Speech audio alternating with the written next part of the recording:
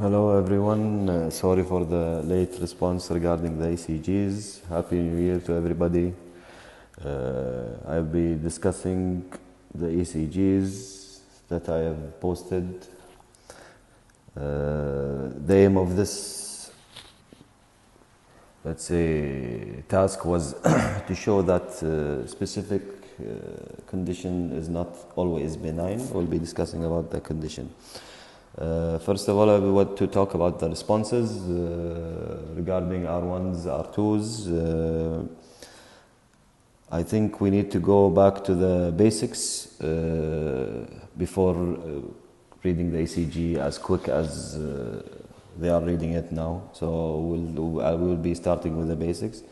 First of all, basics is always rate, rhythm, axis, and P waves. Then we go on to the QRS until T waves. So we'll start with the rate regarding this ECG. We'll take a QRS, which is this QRS and this QRS. There is 1, 2, 3, 4 big boxes in between these QRSs. So 300 divided by 4 is around 75, let's say, the rate. So that's the rate of this ECG. Says it's sinus or not sinus. We can see P waves following each QRS, P waves following QRS, and they are upright in lead 2, so that's sinus rhythm. Axis, we'll go with the axis. We'll see lead 2, lead 3, AVF. They're all QRSs are all in negative side, with the QRS in lead 1 being positive, so that's a left axis deviation. So would you say rate is around 75, rhythm is sinus rhythm, left axis deviation. P waves, they look the same morphology as you go across, no change in morphology. Okay, that's fine. They're not wide and they're not large. So that's fine. PR interval, we can see regarding the PR interval, it is around, we'll take it from this P wave to the first appearing QRS, it's around 5 small squares, 6, 7, and that's 8, 8 small squares. So 8 multiplied by 0.04 seconds, which is each small box is 0.04 seconds or 40 milliseconds. That would give you 0.32 seconds or 320 milliseconds, which is in other words a severe first degree heart block. And if we can see, the QRS does not prolong, PR does not prolong. It is in the same 8 boxes in all complexes. So that's a first degree heart block and left axis deviation. So going to the QRS, we can see there are about 3 small squares. We can look at lead 1, V1. We can see an M-shaped with a positive R wave. So I'm going with the left bundle branch block. So there is a wide, it's around 3 small squares, that's 0.12 or 120 milliseconds, with the other criteria being slurred S waves in lead 1 and V6. So that's a right bundle, left axis deviation, prolonged prolonged PR interval, ongoing with a trifascicular block. After that, after the QRS, we'll go to the ST. Is there any ST elevations? We have to look at all the leads regarding this. So lead 1, 2 does not show, lead 3 does not show anything, we go V1 to V6. There is no marked ST elevation or any ST depression. That's fine. T waves, they look small, but in other words, they're fine. QT interval need to be corrected regarding the rate. So find the QRS from the beginning of the QRS until the end of the T wave. And you get the number and you need to correct it regarding to the rate, which is using Barrett's formula. It's a QT divided by square root of R to R. You can use a calculator for that to get the proper QT. It doesn't look prolonged. So that's the QT. So our ECG we can talk about is patient has a rate of 75, sinus rhythm, left axis deviation, prolonged QT, right bundle branch block. As we discussed, this case is a trifascicular block. Treat as looking for the underlying cause, any ischemias, electrolyte imbalance, and everything. So this first degree heart block is not benign, as it is accompanied by other blocks, which makes it a possible indication for pacemaker. Before I jump to the other ECG, just one more thing regarding ECG. Whenever you get an ECG, it's proper to look down for the speed of the ECG thing, which should be 25 millimeters per second, and the height of the QRS, which should be around 10 millimeters per second. You can use 20, but this one will increase the QRS complexes. Regarding, I'm talking, the 10 is about these boxes, so each small square will be 1 millivolt. That's the thing. If the monitor or the machine, you increase it to 20, that would make it a very big box, and the QRS complexes will be larger, and each small square is not considered 1 millivolt either way. So be careful. Sometimes you'll get a large QRS complexes, and when you look down, it is, instead of 10 millimeters per millivolt, it is 20. So that's the first ECG. It's a trifascicular block. Depending on the patient's symptoms, would go with if the patient requires pacemaker or not. And thank you. That's the first ECG. I'll be discussing the second one now. Hello again. I know all of you will be bored of listening to my voice, which is really bad, but good luck. كيفكم عاد? This is the second ECG we'll be discussing. The same idea.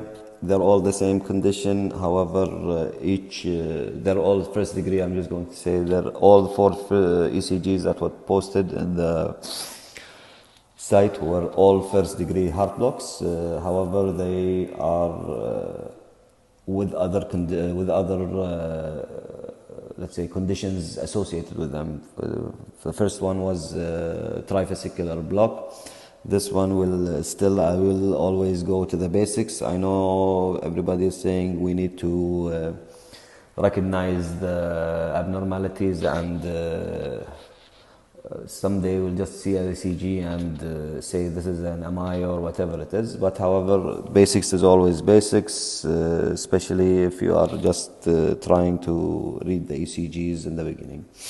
So first of all, as we said in the previous ECG, we'll start with the rate, rhythm, axis, until we go to the T waves and QT intervals. So regarding the rate, we still would go with, sorry about that, we'll find 2 QRS complexes.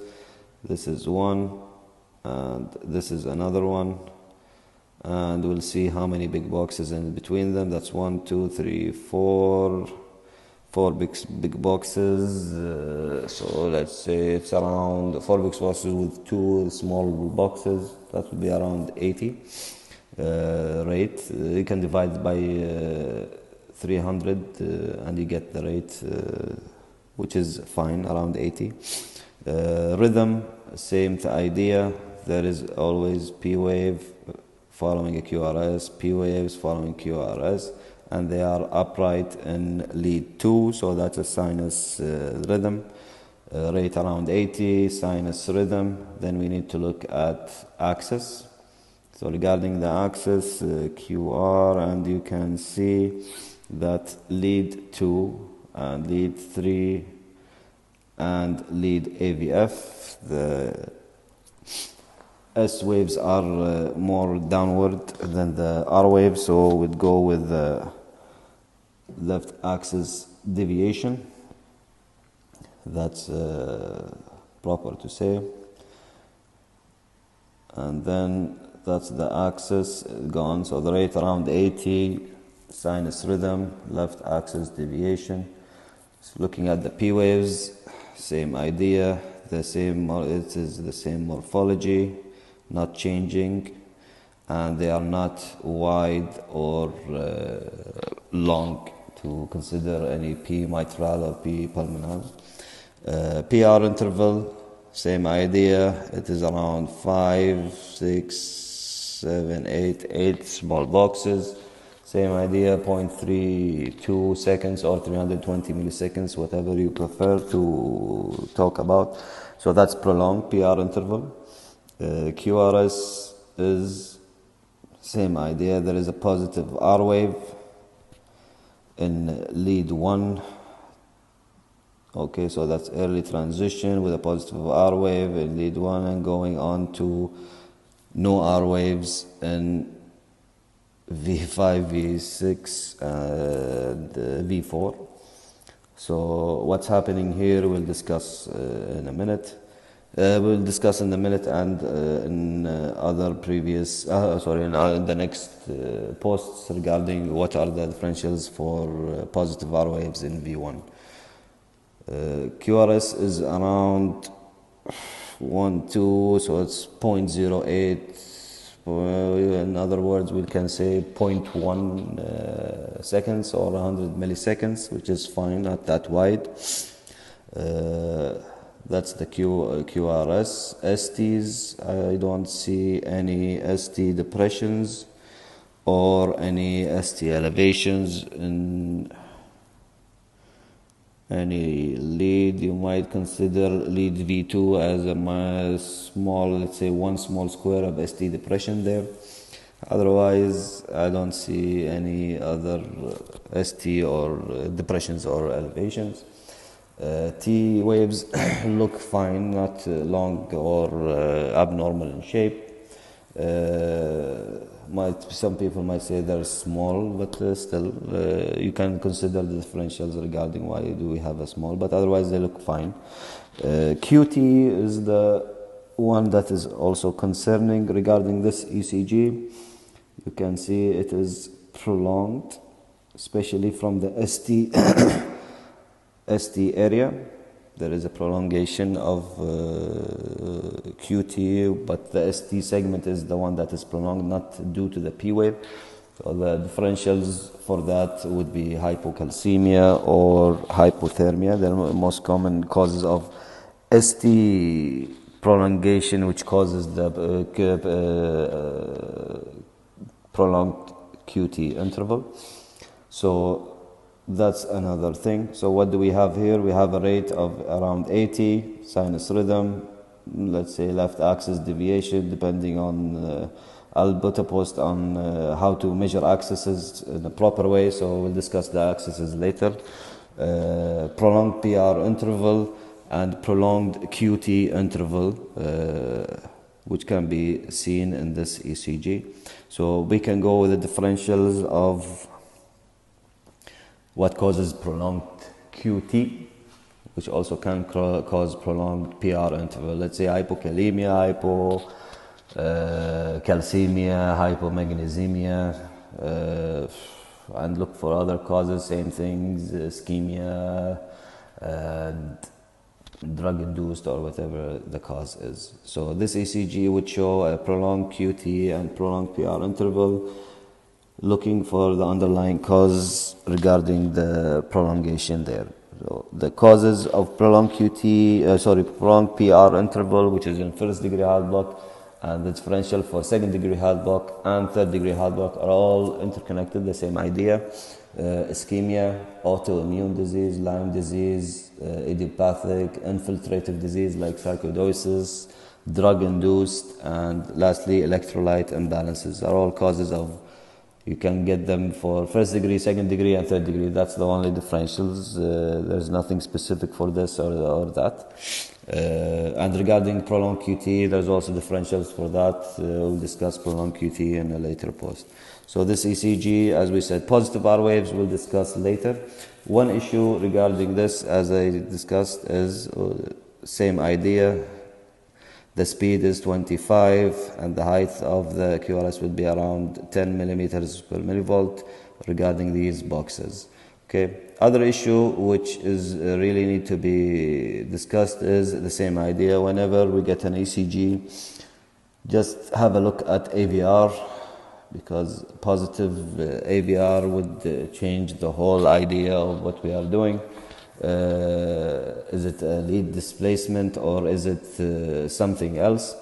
That's the thing. So either go with the differentials of what causes positive R wave in AVR. We'll be discussing it later, and how to check lead displacement. The idea of these posts are only due to check for first degree heart block. We'll discuss all the abnormalities on the ECG later. So that's the second post, prolonged QT and prolonged PR, looking for the underlying cause. We'll discuss the third one in a minute. Thank you. Hello, this is the third ECG of the first post in our site. We'll start with the basics again. So what is the rate? We'll get a QRS complex and see how many small squares. I'll choose this and this. QRS complexes. So we have 1, 2, 3, 4, 4.5 divided by 300. So we'll see how much the rate is. It would be around 80. I will not be specific regarding the rate, but still I'll count it in a calculator. So it is around 4.5, which is around 66 beats per minute. That's the rate. The rhythm, each P wave is following a QRS and they are upright in lead 2. So that's a sinus rhythm. P waves, axis, that's upright here, upright, upright, upright, so that's a normal axis. P waves, same morphology, not wide and not long. PR interval would be 5, 6, 7, around 7, so 7 times 0.04 will be around 0.28 or 280 milliseconds, so that's a prolonged PR interval. Okay, so we'll go to the QRS complexes. QRS complexes are narrow. If you can see it in V5, they are very narrow. Okay, and we'll count how many small boxes. In V1, they're around 1, 2. So they are 0.08 or 80 milliseconds. QRS complexes. And that's the QRS complexes. ST, looking at all the leads, we can see ST elevation in lead 1, 2, 3, AVF, V3, not in V4, not in V5, and not in V6. You can see ST depressions in these leads. So that are pointed out. Okay, that's the ST. Now T waves, as you can see, the T waves, they are a bit tall and we can say they are tinted, if you like the word. So we have a differential now until we're thinking about in our minds. So after that, we'll go with the QT interval, which is fine. It is normal. Doesn't look prolonged, but still use the Barrett's formula. You can use it in any calculator you have. You don't have to confuse yourself with the equation. And you'll get it. It looks fine. So what do we have? We have a rate around 66, sinus rhythm. P waves are fine. Prolonged PR interval with ST depressions. So ST depressions, yes, we do have ST depression. in V5 and V6, and ST elevations, which is in lead 2, 3 AVF, and V2, V3, and that's it, with tinted T waves in most of the leads. You can see them in the inferior leads, you can see them in these leads. So differentials would go with, I think residents went with pericarditis in this ECG. However, I can see in some leads, for example, in this lead, you can see what is called, let me just remove these, it's called sodic sign, okay, which is sloping of the TP interval. You can see sloping. So that's sodic sign, might go with pericarditis. I understand why they said it's pericarditis. And PR depressions, which can be seen here. However, might be regarding the history. If the history was specific for pericarditis, then we'll need to see the criteria. Is it a typical history? Is there ECG changes? We do see ECG changes. However, whenever you say ST elevation and reciprocal changes with ST depressions in these leads, it's difficult to consider pericarditis. However, might be regarding the sodic sign that I showed you and PR depression. However, there is tinted T waves, prolonged PR interval, ST elevations in most of the leads. Tinted might be going with hyperkalemia, so that's one idea. We'll go with the differential. Other differentials, since we have ST elevations and ST depression, which might be reciprocal changes, then that might be an inferior or MI or some sort of ischemia. So that's the ECG, a prolonged QT coming with a tinted T wave or ST elevation. So that's a combination of a prolonged QT. Just to emphasize that first degree heart block is not always benign. As we said, in order to understand first degree heart block, you have a prolonged PR interval that doesn't change or prolong. It's the same number, and there is no drop beat. So we can see here they're all around 280 milliseconds, and there is no dropped QRS complex and no prolongation we can see in this PR interval. There is no prolongation, they are the same across in each QRS complex. So regarding this ECG, some people might say, but I would say there is ST depression, so pericarditis is really difficult to show because it should be diffuse ST depression and no reciprocal changes. So I would go with ischemia with this case, plus that's the differential would be in ACS regarding the ST elevation, hyperkalemia, and I might put pericarditis at the end of that. So that's the third ECG.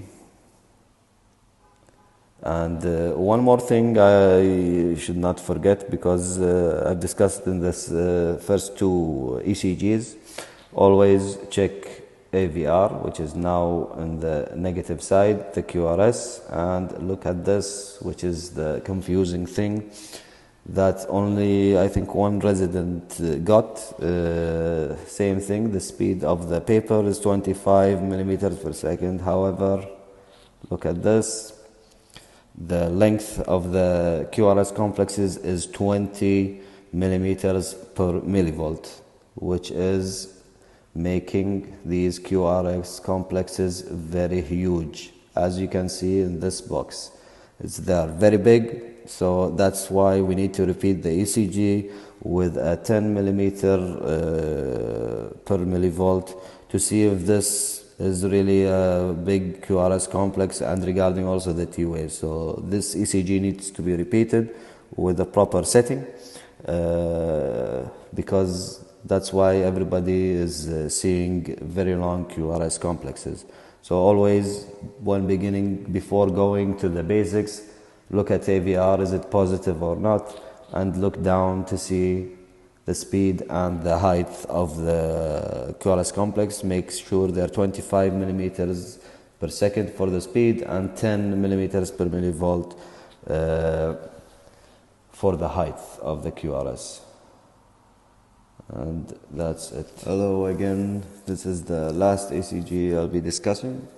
This ECG is a different idea, just to show the difference between the previous 3 ECGs and to go into the other types of blocks.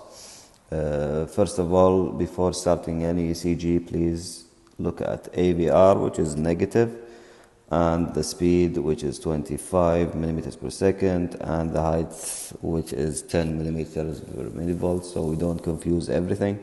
So everything is fine from that point of view.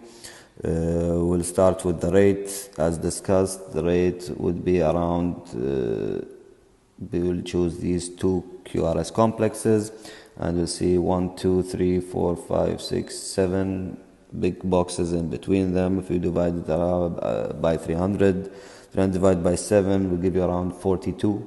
So that's the rate. Rhythm, is it sinus? Yes, it should be, because each P wave is following a QRS, and it's upright in the lead 2, which is showing that's a sinus rhythm. Axis, we'll look at all of the leads. It's positive, positive, positive, positive, lead 1 and lead 2, 3 and AVF, so that's a normal axis. P waves, as you can see in the picture, the same morphology, and they are not wide and they are not long, so they're normal P waves. PR interval, they're prolonged, as you can see in this area here. It is around 1, 5, 6, 7, we'll say around 10. So that is 400 milliseconds. But however, whenever you look at a prolonged PR interval, just make sure it is not prolonging more and more. So that's discussed in the previous ECGs. As first degree heart block, there is no prolongation of the PR. It's the same fixed PR interval with no dropped beat. So regarding this one, we can see that this PR interval is around 400 milliseconds. This PR interval is more than that, and this PR interval is more. So there is lengthening and lengthening and lengthening until we get a dropped beat. So which type of block is this? This is not first degree. This is Mobitz type 1 first degree heart block. As you can see, PR is prolonging, prolonging, prolonging. However, the P to P interval is the same. So there is only prolongation of PR interval, but no change in P to P. So each P to P is around 7 big squares. P to P is big squares, 7 big squares, 7 big squares, 7 big squares. However, the PR interval is prolonging. The first one is around 2 big boxes, then it goes 2.5 big boxes, then 3 big boxes, then until it increases and you get a dropped beat with a P wave with no QRS complex. So this is Mobitz type 1 second degree heart block. However, then we're not finished. We finished the PR, QRS complexes. We have early transition here with a QRS complex around 80 milliseconds. ST, let's look at the ST now. There is an ST elevation here, there is an ST elevation here, there is an ST elevation here. There is an ST depression with T-wave inversion in AVL, so that goes on with an inferior MI. So that's still, we're not finished. We finished with the ST. Now we had to go with the T waves. T waves look fine. They're not huge enough, or they can consider them small in some areas. However, not not serious abnormalities or abnormal findings can be seen in the T wave. QT, they look fine. However, still use the formula to check for the QT interval. It looks normal.